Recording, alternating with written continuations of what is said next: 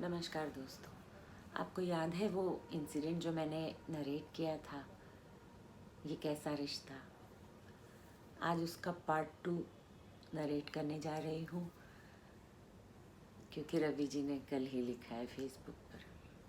मुझे पता है पूर्वा और ग्लोरी दोनों आए थे यूट्यूब पे, सुना उन्होंने। मैं चाहती हूँ कि ये अनमोल रिश्ता इस प्लेटफॉर्म पे अमर रहे हमेशा हमेशा के लिए। नरेट करने में कुछ गलती हो जाए तो माफ़ कर दीजिए, दिल साफ है मेरा। नरेशन भले इधर उधर फंबल हो जाए। चलिए पढ़ते हैं।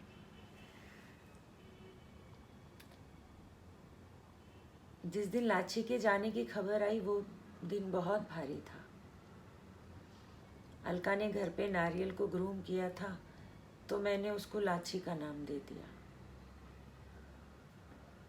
आइए अब उस दिन पे चलते हैं जब मैं लाची से मिलने गया था अमृतसर।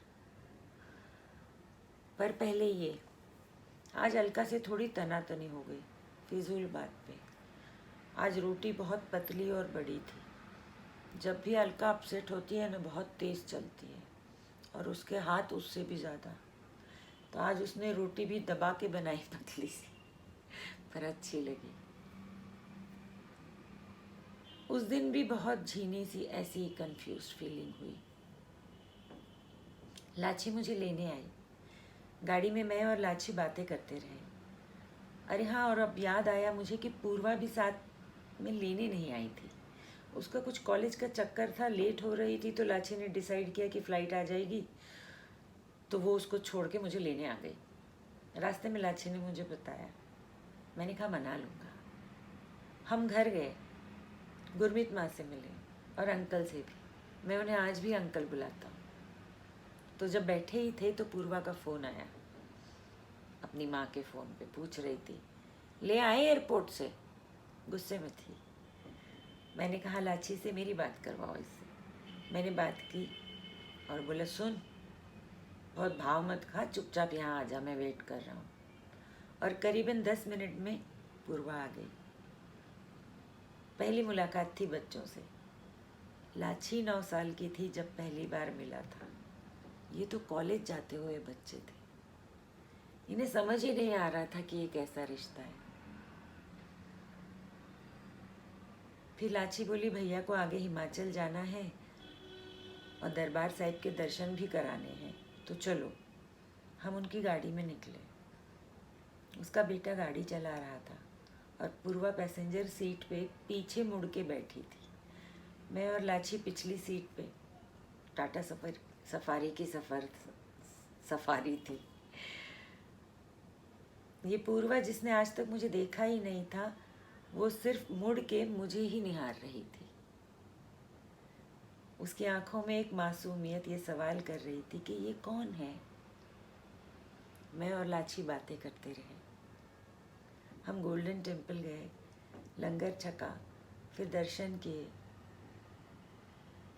मैंने लाची को बोला, थोड़ी देर बैठेंगे। भैया की दीवानी बगल में बैठ गई और हमने मछलियाँ देखी चुपचाप। बच्चे पीछे खड़े देख रहे थे और शायद कंफ्यूज्ड भी थे कि ये क्या है। एनीवेज हम बाहर आए और हमने रियलाइज़ किया कि पूर्वा मिसिंग है। लाची का बेटा बिल्कुल अपनी माँ पर गया है। बोला, मामू मैं देखता हूँ, आप दोनों यहीं रुको। वो भी चला गया। मैं और लाची दोनों खड़े रहे उसी जगह। थोड़ी देर में पूर्वा आई। उसके हाथ में एक प्लांट था। उसने कहा, ये पौधा मैं लगाऊंगी आज की याद में। इतने में मेरा पुत्र भी आ गया। हम वहाँ से निकले और वो पौधा पूर्वा ने तो लगाया ही होगा, पर मैंने भी लगाया, रादर अलका ने, लाची की याद में, घर पर। और वो जो फूल खिल रहा है वो उस दिन से है जब ये अपने भैया को छोड़ के चली गई। अब अलका इसको कहीं सोसाइटी की ज़मीन पे पनपने देगी, अपनी उस ननंद की याद में जिससे वो कभी न मिल सकी। ये कैसे रिश्ते हैं जो यूं बनते हैं। पार्ट 3 में ये अनुभव ज़रूर पूरा करेंगे। रवि जी ने वादा किया है लाची के लिए, और इस रिश्ते की याद को मैं इस प्लेटफॉर्म पर बरकरार रखना चाहती हूँ, अमर करना चाहती हूँ, ताकि आती हुई हर पीढ़ी देखे कैसे होते हैं रिश्ते और कैसा होता है प्यार, जो किसी मुलाकात का तलबगार नहीं है।